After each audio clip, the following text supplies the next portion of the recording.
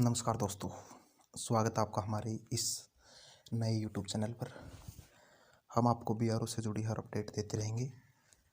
तो बहुत सारे बच्चों का डाउट है कि कौन सा क्वेश्चन उनका सही है और कौन सा क्वेश्चन उनका गलत है।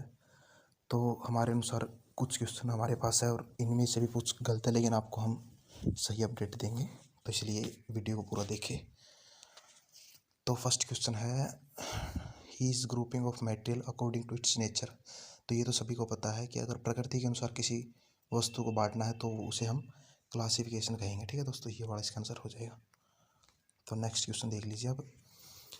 अगर उसको हम सिंबल ऑफ मटेरियल के अनुसार कोड करेंगे तो इसका भी आंसर बहुत ईजी है दोस्तों, कि इसका आंसर जो है हमारा कोडिफिकेशन के अनुसार सही होगा। ठीक है, नेक्स्ट देख लीजिए। इसमें कहा गया है कि मेमोरिक सिस्टम। तो दोस्तों वैसे तो सभी बच्चों ने इसका अल्फ़ाबेटिकल यानी वर्णमाला के अनुसार इसका आंसर लगाया है, लेकिन इसका अगर आप थ्योरेटिकल में क्वेश्चन पढ़ोगे तो अगर यहाँ पर ऑल ऑफ अबूव होता ना तो वो आंसर ठीक होता, लेकिन अगर यहाँ ऑल ऑफ अबूव नहीं है तो इसका आंसर यही वाला होगा। हम कोड क्या है नंबर के अनुसार भी दे सकते हैं और ABCD यानी अल्फ़ाबेटिक के अनुसार भी दे सकते हैं। तो ठीक है, तो इसका आंसर ये वाला हो जाएगा, क्योंकि इसमें दोनों इंक्लूड हो गए हैं ना। अब आपको तो दिख ही रहा है कि ये दोनों इसमें इंक्लूड है ना, ये दोनों अल्फ़ाबेटिकल भी है और न्यूमेरिकल भी है।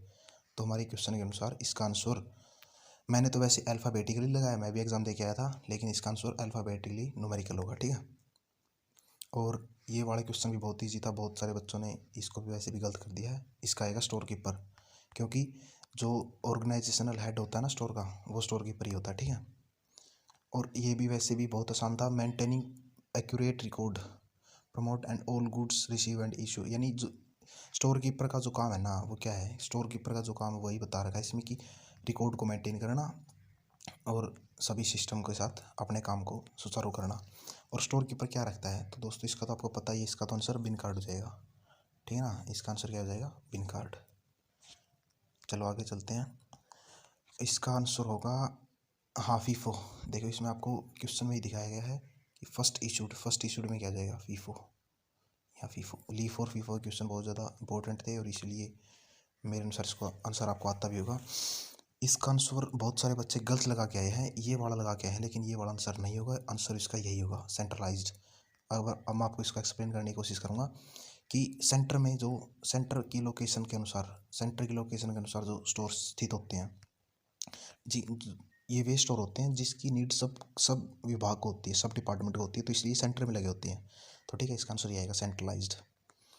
और इसका आंसर, अगर आप हिंदी मीडियम के स्टूडेंट हैं तो आपको इसका आंसर वैसे भी यही होना चाहिए, क्योंकि ऑप्शन में खुद क्वेश्चन में खुद रिटर्न वर्ड आपके साथ मेंशन है। रिटर्न यानी अनयूज मटेरियल जो आपने यूज़ नहीं किया है, अगर वो आपको वापस करना है तो रिटर्न वापसी नोट के साथ आप इसको वापस करेंगे। ठीक है, तो इसका आएगा दोस्तों खरीद का ये मांग पत्र, ऐसा कुछ है इसका हिंदी मीनिंग, मेरे को पता नहीं, मैं इंग्लिश मीडियम से अपना क्वेश्चन पेपर अटैम्प्ट करके आया हूँ। तो इसका आंसर बिल्कुल सही है। मटेरियल रिक्वायर अगर आपको है तो उसके साथ आपको बिल ऑफ मटेरियल की आवश्यकता होगी। और बहुत सारे मेरे विद्यार्थियों को ये डाउट था, मेरे विद्यार्थी तो सॉरी मैं गलत कह रहा हूँ, कि बहुत सारे बच्चों को ये डाउट है कि कॉस्ट ऑफ गुड सोल्ड, क्योंकि मैं तो कॉमर्स है मेरे पास, तो मेरे को तो ये पता है कि 100% इसका यही वाला आएगा। अगर ओपनिंग स्टॉक और परचेज आप जोड़ देंगे तो आपको कॉस्ट ऑफ गुड सोल्ड, यानी आपकी दुकान में कितना माल बेचने के लिए अभी है, तो उसका पता आपको यहीं से पता चलेगा, कॉस्ट ऑफ गुड सोल्ड अगर आपको निकालना है तो ओपनिंग स्टॉक प्लस परचेज। ठीक है, क्योंकि ओपनिंग स्टॉक, कुछ बच्चे क्या बोल रहे हैं कि ये वाला भी आ सकता है, ये वाला सी, क्योंकि उन्होंने ये वाला लगाया है। तो दोस्तों बात ये है कि अगर ओपनिंग स्टॉक निकालेंगे ना तो उसमें क्लोजिंग स्टॉक्स पहले से ही क्या होता है, माइनस होता है। अब 1 अप्रैल को आपने एंट्री की ओपनिंग स्टॉक की, तो उसमें क्या है कि क्लोजिंग स्टॉक आपका माइनस पहले ही हो चुका है, और इसका आंसर क्या आएगा, ये आएगा। ठीक है, तो इसका आंसर आएगा the optimum level of inventory is proper, यानी ऑप्टिमम यानी मिनिमम इन्वेंट्री का कंट्रोल करने के लिए अपने को क्या करना पड़ेगा, economic order quantity EOQ method का यूज़ करना पड़ेगा। ठीक है, EOQ, इसका आंसर डी। ठीक है, वैसे आपको ये आंसर आता होगा मेरे अनुसार से तो। हाँ, ये आपको डाउट हो, ये बहुत सारे बच्चों को डाउट है कि इसका आंसर क्या आएगा, तो इसका आंसर मैंने तो डी लगाया दोस्तों। वैसे कुछ बच्चे कुछ और भी बोल रहे हैं, लेकिन इसका आंसर वैसे भी मैंने जो PDF पढ़ी है तो उसके अनुसार इसका आंसर यही आएगा। ठीक है, और ये सॉरी टेलीग्राम ये ये वाला भाई, मैं इसको ये पेटेंट इसी के साथ है, बस मैं तो बच्चों की हेल्प कर रहा हूँ। अगर आप ये सोच लें कि PDF मेरी नहीं दोस्तों, ये PDF उस भाई की है। तो which of the following is true for inventory control. Inventory control के बारे में क्या सही है, तो देखिए ये वाला ए भी सही है कि मिनिमम करेगा आपकी कॉस्ट को, ठीक है। और इंक्रीज़, अगर आपकी क्वांटिटी इंक्रीज़ हो जाएगी तो ये इन्वेंट्री जो कैरी कॉस्ट है वो भी इंक्रीज़ होगा। अगर ऑर्डर कॉस्ट इंक्रीज़ होगा, डिक्रीज़ होगा, तो साइज़ है वो भी डिक्रीज़ हो जाएगा। तो इसका आंसर ऑल ऑफ अबव आएगा, ठीक है दोस्तों। और ये वाला क्वेश्चन है ना, अगर मैं आपको अपने मन से बताऊं तो ये वाला क्वेश्चन मैं मेरे अनुसार इसका आंसर डी, ये वाला करके आऊँ मैं तो कंट्रोलिंग, लेकिन इसका आंसर शायद यही आ सकता है मेरे अनुसार, ठीक है।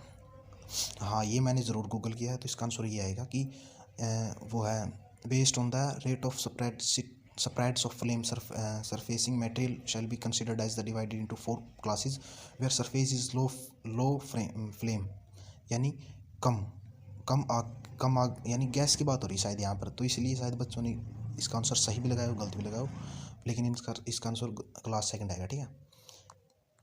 अब बहुत सारे बच्चों को इस क्वेश्चन में बहुत ज़्यादा डाउट है, बहुत ज़्यादा। क्या है कि इसमें आएगा आंसर 100% ये डी वाला, मैंने गूगल भी किया है और वैसे भी रिस्पॉन्स टाइम आपने कुछ और क्वेश्चन का पढ़ा है दोस्तों ये, लेकिन ये वाला गलत है।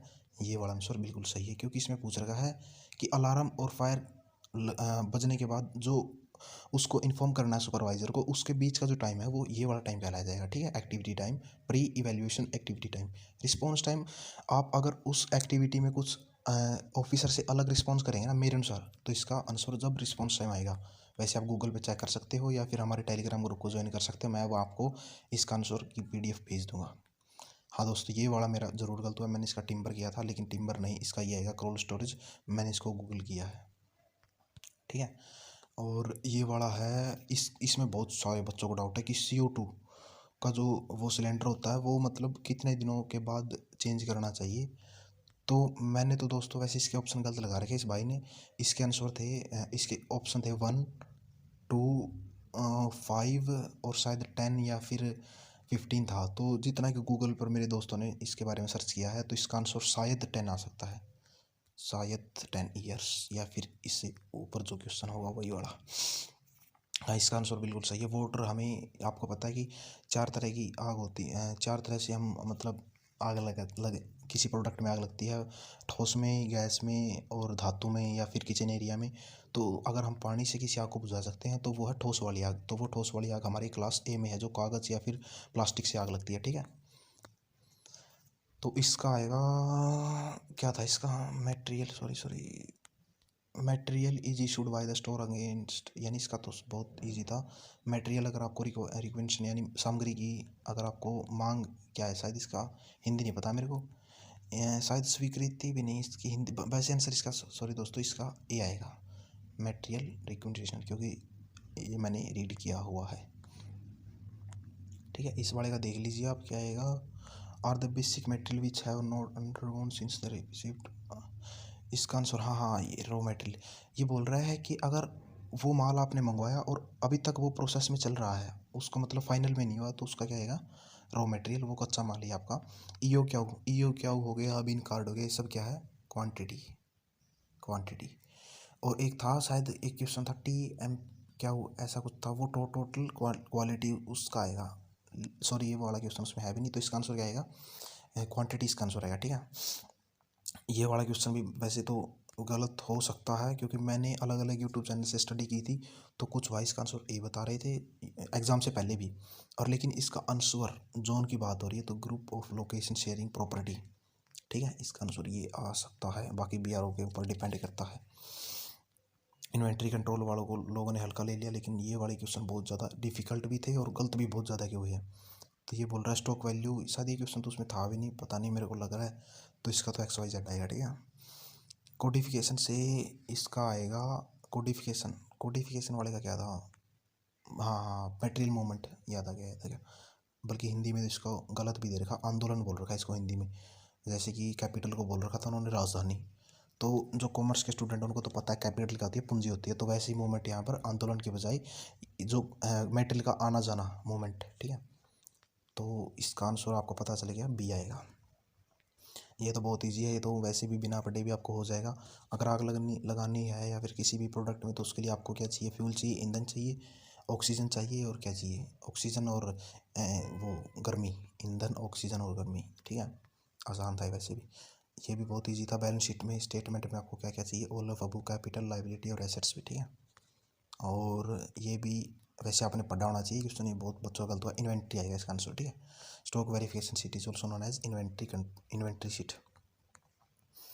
और मोस्ट कॉमन, वैसे तो दोस्तों ये वाला क्वेश्चन इंपॉर्टेंट भी है, लेकिन मेरे को नहीं लगता ये मतलब बहुत सारे बच्चों का गलत है क्वेश्चन। लेकिन इस पीडीएफ में इसका आंसर ये है, बच्चे लगा के आए हैं ये और मैं लगा के आया हूँ ये, और बाकी बीआरओ के ऊपर डिपेंड करता है इसका आंसर क्या आएगा, ठीक है। इसका मेरे को नहीं पता। अब ये वाला जो क्वेश्चन है ना, ये वाला क्वेश्चन बहुत सारे बच्चे ये लगा के आए हैं ये वाला, लेकिन यहाँ पूछा है ये वाला ट्रायल बैलेंस। अगर इसका आंसर ये जब होता, जब यहाँ ट्रायल बैलेंस चीज़ का पूछा होता लेजर, लेजर जो है वो जर्नल एंट्री के बेस पर बनता है, लेकिन यहाँ पर पूछा है लेजर कि आपका ये किसके बेस पर बनता है, तो इसका आंसर आएगा ये लेजर अकाउंट्स के बेस पर, ठीक है। और इसका इंटेलिजिबल एसेट्स जिनको हम छू नहीं सकते वो इंटेलिजिबल एसेट्स होते हैं, लेकिन यहाँ नोट लगा है, यानी इनमें से कौन सी इंटेलिजिबल एसेट्स नहीं है, यानी सॉरी लैंड जो है ये टेंजिबल होती है, बस इतना है, इतना ध्यान रख लीजिए। अब यहाँ क्या बोल रखा है इसने, कैश पेमेंट के लिए आएगा आपका ऑप्शन क्रेडिट। मेरा ही गलत हो गया, मैंने इसमें डेबिट लगा दिया था दोस्तों, मैं एग्ज़ाम दे के आया था। Material control aims at achieving effective, इसका आंसर भी बहुत इजी था, मटेरियल मैनेजमेंट। अगले वाले का देख लीजिए आप, the material quantity which is order at the holding cost and ordering cost, ये क्या हुआ आएगा इसका आंसर बी वाला, ठीक है। इसका आंसर ये आएगा बी वाला। The condition of destination and mode of delivery, ये इसका परचेज ऑर्डर आएगा, सही है। तो टाइम ज़्यादा हो रहा है दोस्तों, तो इसलिए आप जल्दी जल्दी करेंगे। The book is all accounts वाले का मेरे को ध्यान नहीं है, क्वेश्चन आया था नहीं, लेकिन लेजर बुक आएगा इसका आंसर। सपोर्ट वाले का ये आएगा, स्ट्रेंथ होता है। अगर डब्ल्यू की बात करें तो वीकनेस, ओ की बात करें तो अपॉर्चुनिटी, और टी की बात करें तो खतरा यानी थ्रेट्स, ठीक है। बिन कार्ड आपको पता ही है क्वांटिटी ओनली, ठीक है। कुछ बच्चों ने ये भी लगाया, लेकिन ये वाला गलत है, ओनली ए ऑप्शन आएगा। विच होता है which of this is not include then, ये तो बहुत ईजी है मेरे अनुसार, तो ये तो किसी भी बच्चे का गलत नहीं होना चाहिए, बी आएगा इसका आंसर, सॉरी बी वाला। एमईपी कोई इन्वेंट्री कंट्रोल का मेथड नहीं होता। इसका देख लीजिए आप, ये वाले क्वेश्चन वैसे भी डाउट में है, इसलिए आप इनको मतलब या तो अपने टोटल मार्क्स में से काट लीजिए, या फिर 3 या 4 में से आधे नंबर लगा लीजिए। मेरे को ध्यान नहीं है इसका क्या, मैंने खुद लगाया था, इसका आएगा क्या। अपॉर्चुनिटी कॉस्ट में मैंने लगा था ये वाला, लेकिन आंसर दे रहा है ये भाई, बाकी मेरे को इसका ध्यान नहीं है। मटेरियल मैनेजमेंट में इसका आंसर आएगा बी वाला, प्रोडक्शन, हाँ ये सही है। इनमें से क्या इंक्लूड नहीं, मटेरियल प्रोडक्शन आएगा इसका। सिग्निफिकेंस में आएगा ऑप्शन ए बी सी, ठीक है।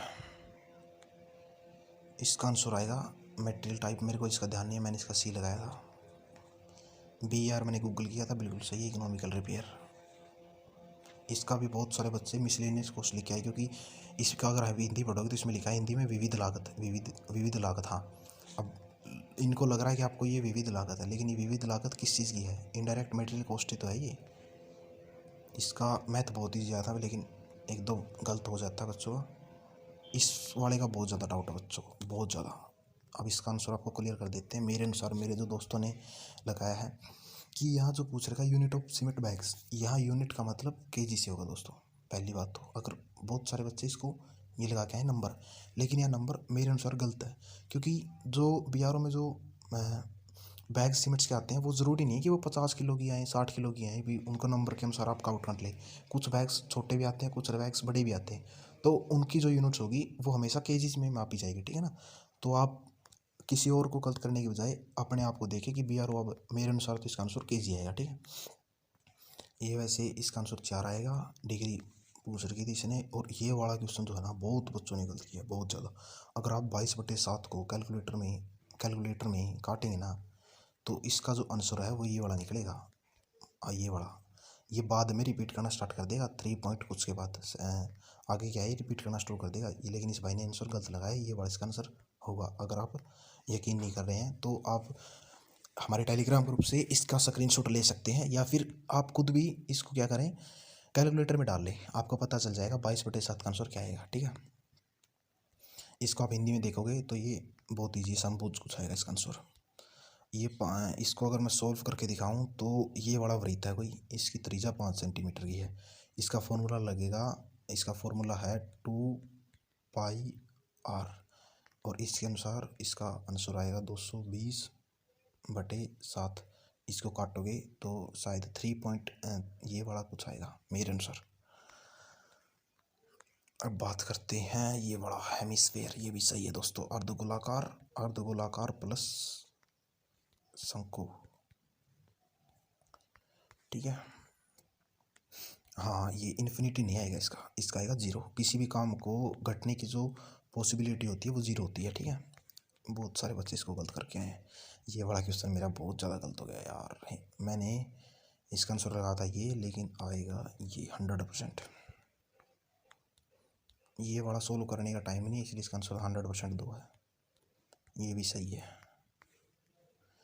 और एक था फॉर्मूला a² + b² + 2ab, ये भी सही है, ऑप्शन ए वाला, ठीक है।